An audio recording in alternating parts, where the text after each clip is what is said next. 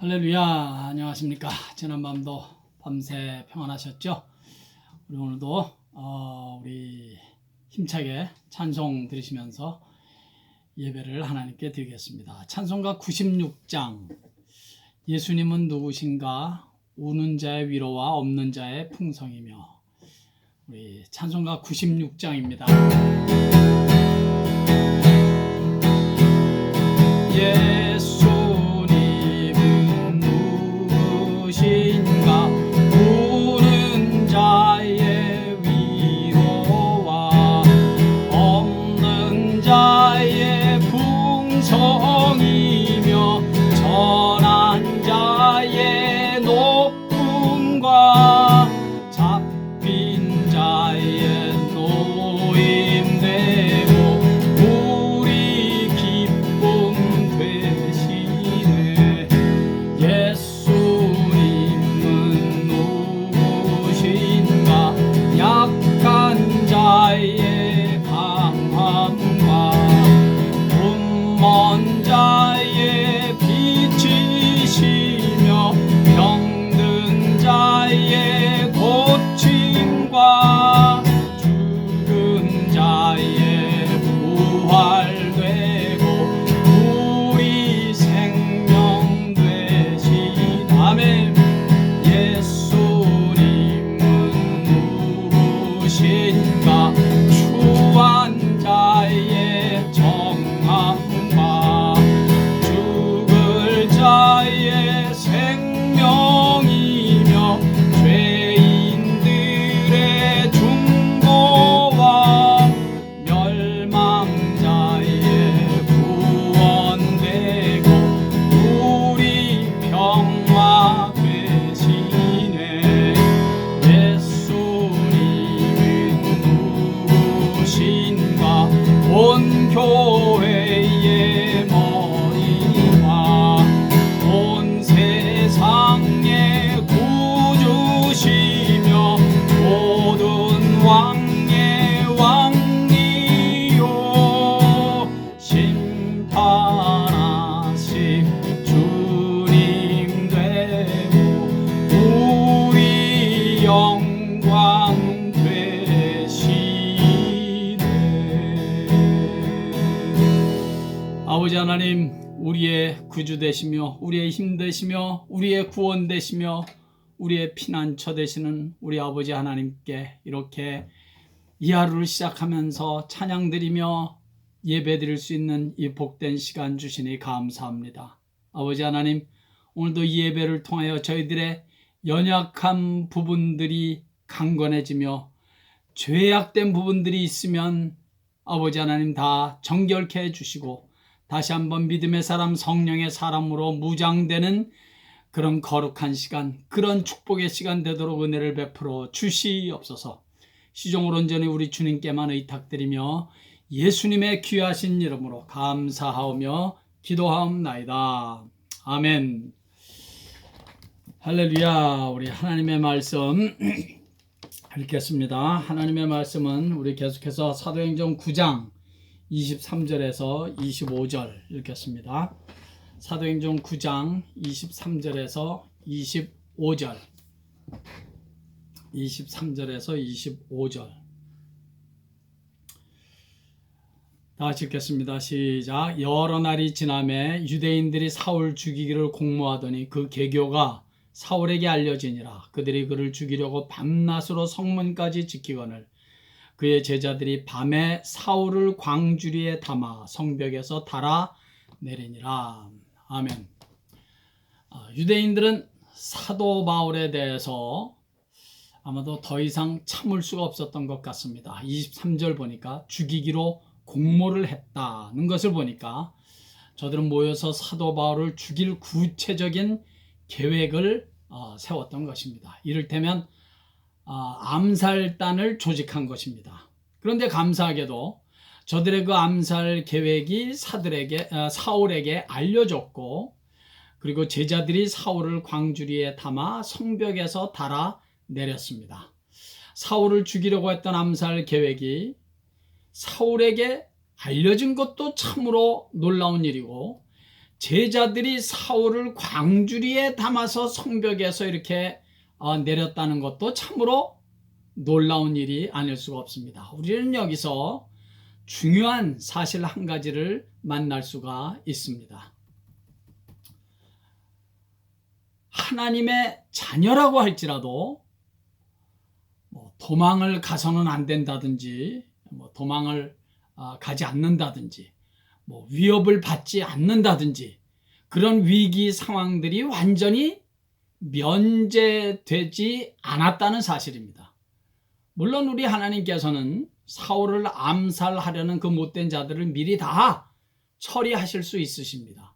그러면 사울은 도망할 필요도 없고 위기 상황을 맞지 않을 수 있을 것입니다. 그런데 하나님께서는 그렇게 안 하셨다는 사실입니다. 물론 그렇게 하실 때도 있지만 당해야 되는 고난, 어떤 당해야 되는 위협과 위기를 다 당하게 하십니다. 사건이 일어나기 전에 미리 아예 문제를 해결하시기도 하시지만 그렇지 않을 때도 많이 있다는 것입니다. 어느 때 그렇게 하시고 어느 때 그렇게 하지 않으시는가, 그건 우리는 모릅니다. 분명한 건 전지전능하신 우리 하나님께서 그분의 완전하신 판단에 따라 그때그때마다 결정하셔서 당신의 사랑하는 자녀들을 인도하신다는 사실입니다. 어떤 것이든지 우리는 이쪽이든지 저쪽이든지 하나님께서 인도하시는 그 길을 믿음으로 다 수용할 수 있어야 합니다. 한 가지 분명한 것은 그런 위기의 과정, 그런 고난의 과정을 지날 때마다 우리는 주님의 손길과 능력을 의지하게 되고, 그러면서 주님을 더욱더 바라보고 의지하는 법을 더욱더 배우게 되는 것입니다. 그런 과정을 통해서 우리는 경건의 훈련, 믿음의 훈련을 받게 된다는 것입니다. 엘리야가 갈멜산에서 850명의 우상 숭배자들과 소위 신들의 전쟁을 벌였습니다. 여호와 하나님께서 엘리야 선지자의 기도를 들어 응답하셔서 하늘에서 불이 내려와 제단을 싹 태워버렸습니다. 언제 들어보아도 참으로 통쾌한 승리가 아닐 수 없습니다. 하나님은 그렇게 필요하시면 그 어떤 기적이라도 행하셔서 하나님의 살아계심을 보여주시는 것입니다. 그런데 문제는 그 다음이었습니다. 그렇게 통쾌한 승리를 경험한 엘리야가 아합 왕의 부인 이세벨이 죽이겠다고 하니까 걸음아 나 살려라 하고 도망을 갔습니다. 아니 850명의 우상 숭배자들과 싸울 때는 그렇게 당당하던 엘리야 선지자가 어떻게 이세벨이라는 한 여자에게 겁을 먹고 그렇게 도망을 간단 말입니까? 바로 그 점입니다. 850명의 바알과 아세라 신상을 섬기는 우상 숭배자들을 통쾌하게 물리치신 하나님께서 이세벨을 한 방에 무너뜨리는 건 그건 일도 아니지요. 그런데 하나님께서는 그렇게 하지 않으시고 엘리야 선지자로 하여금 도망가게 하셨다는 사실을 주목하십시오. 도망간 엘리야는 로뎀나무 아래서 차라리 죽여달라고 간구할 정도로 심히 약해졌습니다. 얼마나 힘들고 피곤하고 약해졌으면 차라리 죽여달라고 간청을 하겠습니까? 물론 그것은 엘리야의 믿음이 고갈되어서 그렇게 한 연약한 행동입니다. 그러나 정확히 말하면 하나님께서는 엘리야로 하여금 그런 연약하고 피곤하고 자포자기도 되는 그런 힘든 과정을 의도적으로 지나가게 하신 것입니다. 제가 믿기는 갈멜산에서 그렇게 통쾌한 승리를 경험했던 엘리야로 하여금 행여나 교만해지지 말라고, 행여나 엘리야가 자기 능력이 좋아서 그런 큰 일을 갈멜산에서 행한 줄을 알고 착각하지 말라고 하나님께서 의도적으로 엘리야로 하여금 그런 힘든 과정, 자포자기의 과정, 그런 낙심의 과정을 통과하게 하셨다고 저는 생각을 합니다.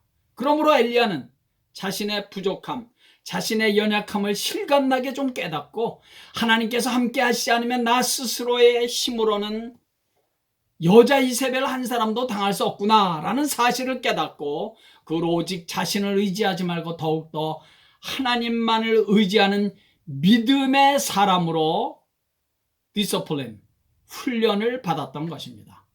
그런 실패와 낙심의 과정, 그런 위기, 또 한 여자에게 자존심도 왕창 상하는 그런 과정도 다 통과하게 하심으로 그것은 다 엘리야를 향한 하나님의 연단의 과정이고 훈련, 디서플린의 과정이고 무엇보다도 엘리야를 낮추고 겸손하게 하시려는 하나님의 손길이었던 것입니다. 요즘 이 지구촌은 코로나 바이러스라는 팬데믹으로 정치적으로, 경제적으로, 육신적으로 엄청난 고통과 피해를 맞고 있습니다. 요즘 이 상황이 더 안 좋습니다. 잘 아시다시피. 말할 것도 없이 여러분, 우리 하나님 아버지께서는 이 전 세계적인 팬데믹을 사전에 다 막으실 수 있고 언제든지 하나님께서 원하시면 다 막으시고 실수가 있습니다. 처음서부터 중국 우한에서만 잠깐 돌다가 끝나게 하실 수도 있으십니다. 그런데 그렇게 안 하셨습니다. 온 지구촌이 다 감염되어 고통을 당하고 있습니다. 왜 그렇게 하셨을까? 우리는 거기에 대한 하나님께서 허락하신 이 일에 대한 그 명확한 답을 내릴 수가 없습니다. 성경에 무슨 코로나 바이러스에 관한 직접적인 언급이 있는 것도 아니고 말입니다. 그건 하나님만이 하실 것입니다. 그럼에도 불구하고 우리는 이 일을 통해서 중요한 하나님의 메시지를 받아야 합니다. 하나님께서 이런 고통의 과정을 다 통과하게 하시면 그동안 우리 인생들이 하나님 앞에서 행한 불신과 교만한 행위들, 세상의 가치관을 그대로 교회 안에 가지고 들어와 세상의 비즈니스와 별로 다를 것이 없이 돼가는 오늘날의 많은 교회와 목회자와 그리스도인들의 그런 그 타락한 모습들, 세상의 빛과 소금의 역할을 감당해야 할 교회와 그리스도인들이 오히려 어둠을 드러내고 맛을 잃은 지가 오래되었단 말입니다. 이제는 교회와 목회자들이 하나님의 창조의 법칙을 대놓고 역행하며 동성연애와 동성결혼을 옹호하는 발언도 서슴지 않고 있습니다. 이제는 갈 때까지 다 가는구나 라는 생각이 듭니다. 교회가 타락하면 그런 생각을 할 수밖에 없습니다. 얼마 전에는 정신 나간 한 감리교 목사가 동성연애자들 모임에 가서 저들을 옹호하는 발언을 서슴지 않고 축복 기도까지 했습니다. 여러분들도 잘 아실 것입니다. 꽤 많이 우리 한국 분들에게 알려져 있는 이동호 목사는 꽤 존경받는 개신교 목사인데 동성애를 지지하는 발언을 했습니다. 말이 나왔으니까 분명히 짚고 넘어가고 싶습니다. 우리 그리스도인들은 동성연애자들을 불쌍히 여겨야 합니다. 저들을 사랑해야 합니다. 물론 저들을 용서해야 합니다. 사람은 용서하고 용납해야 합니다. 교회에서 저들을 물론 받아주어야 합니다. 그러나 동성결혼이라는 하나님의 창조의 법칙을 뒤엎어버리는 죄악 자체를 용납해서는 결코 안 됩니다. 그 죄를 범하는 사람은 불쌍히 여기고 저들을 사랑하고 용서해야 하지만 그 악한 죄악을 절대로 용납하고 그 죄악 자체를 절대로 교회에서 합리화시켜서는 안 됩니다. 우리는 저들이 그 죄를 철저히 회개할 것을 촉구하고 회개함으로 예수의 십자가의 피로 죄 용서함 받기를 위해서 정말 기도해야 합니다. 그런 철저한 깨달음과 회개 없이 적당히 교회가 넘어가면 안 됩니다. 예수의 보혈은 그 어떤 죄도 다 깨끗이 씻음 받을 수 있음을 저들에게 또 알리고 또 말해주고 또 선포해야 합니다. 그렇지 않으면 저들을 기다리고 있는 것은 하나님의 무서운 심판이라는 사실을 분명하게 알려주어야 합니다. 동성 결혼을 옹호하는 목사들 그 가운데는 우리들이 사랑이 없어서 그렇게 한다고 말하는데 참으로 무지한 자들의 빈곤한 발언일 뿐입니다. 저들을 진정으로 사랑한다면 회개하라고 말해야 합니다. 회개하고 돌이켜 예수의 피로 그 악한 죄를 용서함 받으라고, 그래서 돌이켜 새로운 삶을 살라고 말하는 것이 저들을 진정으로 사랑하는 것이라는 사실을 왜 모르는지 참으로 답답합니다. 저는 동성연애, 동성결혼의 죄악을 저지르는 자들은 다 구원받지 못한다, 지옥 간다, 그렇게 말해서는 안 된다고 생각합니다.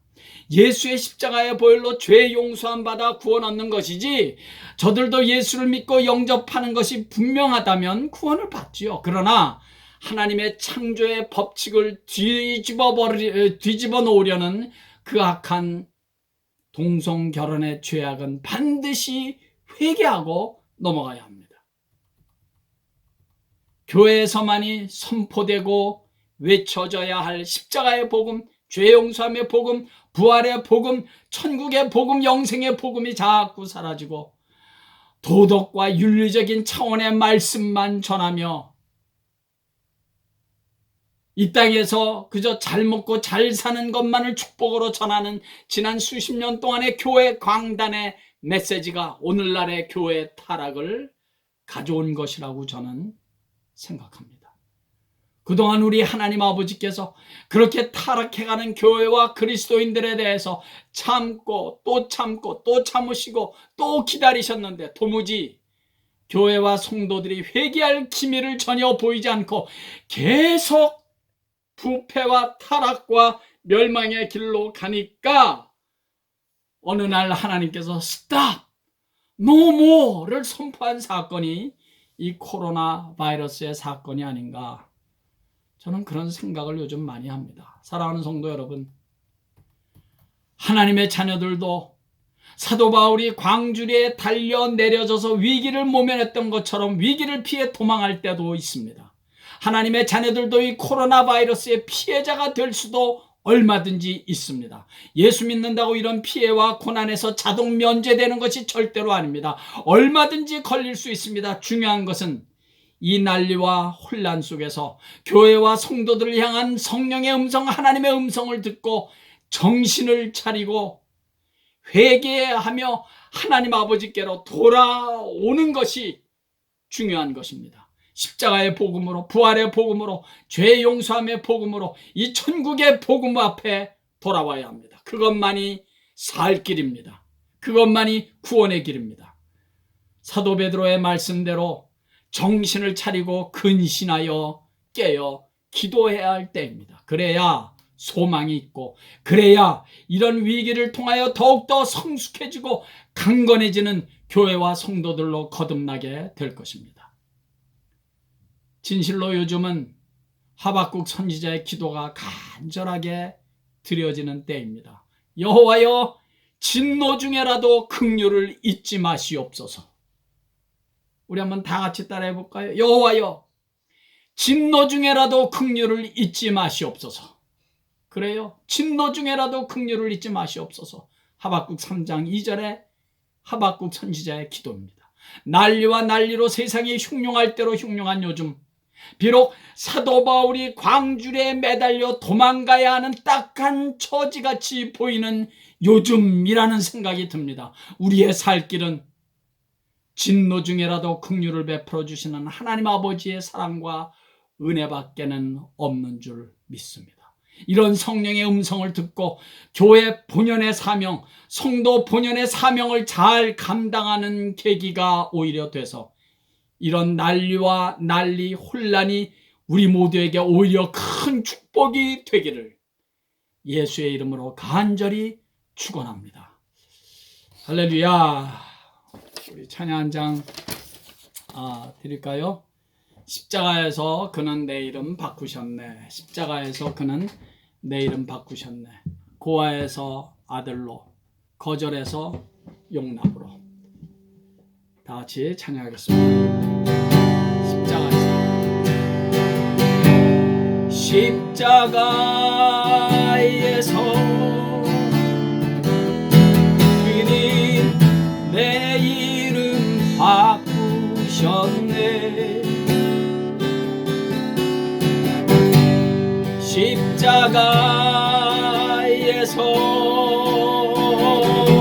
그는 내 이름 바꾸셨. 고아에서 아들로, 고아에서 아들로, 거절해서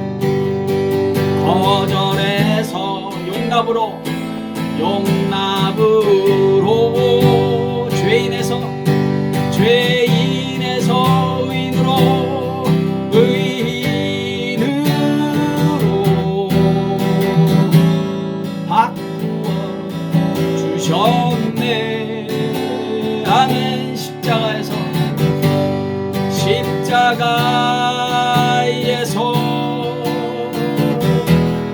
그는 내 이름 바꾸셨네.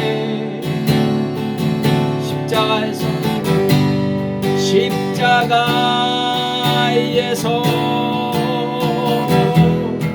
그는 내 이름 바꾸셨네. 저주에서 축복으로,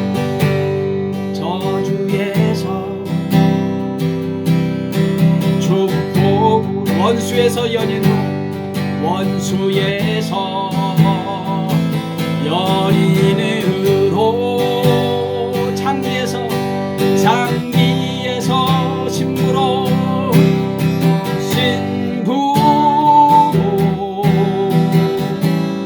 바꾸어 주셨네.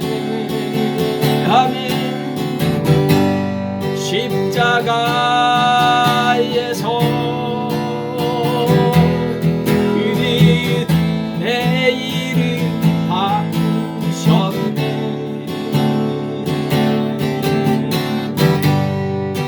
십자가에서 그는 내 이름 바꾸셨네. 내 이름 바꾸셨네. 내 신분 바꾸셨네. 내 신분 바꾸셨네.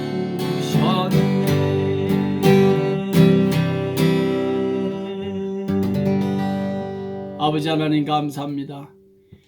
예수의 십자가로 인하여 저희들이 영원한 멸망에서 영원한 영생으로, 영원한 저주에서 영원한 천국으로 저희들의 신분이 완전히 바뀌었고, 저희들의 삶이 완전히 바뀌었고, 저희들의 이 땅에서의 소망이 완전히 바뀐, 운명이 완전히 바뀌고 팔자가 완전히 바뀐 축복받은 사람인 것을 저희들이 한시도 잊지 말게 해 주시옵소서. 그러므로 이제는 그 예수의 십자가만을 자랑하게 하시고, 이 예수의 십자가만을 외치게 하시고, 이 십자가의 복음만을 전할 수 있는 우리 교회와 온 성도들이 되게 해 주시옵소서. 아버지 하나님, 때로는 우리 하나님의 자녀들도 마치 사도 바울이 광주리에 담아져서 성벽에서 내려졌던 그런 딱한 처지를 만났던 것처럼, 우리들도 그런 상황, 그런 처지를 만날 때가 종종 있음을 저희들이 잊지 말게 하시고, 그러나 그럴 때 더욱더 하나님의 손길을 의지하고 하나님의 구원하심과 하나님의 함께하심을 바라보면서 그 모든 위기 상황들을 오히려 그 속에서 하나님의 축복과 역사하심을 경험할 수 있는 그런 은혜, 그런 은혜를 소망으로 삼고 우리의 갈 길을 당당하게 나아가는 우리 온 성도들 되게 해 주시옵소서. 여호와여, 진노 중에라도 긍휼을 베푸시옵소서. 코로나 바이러스의 이런 진노 중에라도, 이 고통 속에서라도 하나님께서 자비와 긍휼을 베푸시면 거기에 소망이 있고 은혜가 있고 거기에 살 길이 있는 줄 믿사오니, 오 주여, 진노 중에라도 하나님의 긍휼과 자비를 베풀어 주시옵소서. 오늘도 이런 믿음을 가지고 내 삶의 현장에서 당당하게 믿음으로 살아가는 우리 온 성도들 되게 해 주시옵소서. 예수님의 귀하신 이름으로 축복하옵고 기도하옵나이다. 아멘. 할렐루야. 예, 이번 주말도 벌써 주말인가? 주말은 아니지만 이번 또 주도 하나님의 은혜 가운데 늘 승리하시는 여러분 되시기를 간절히 바랍니다. 축복합니다.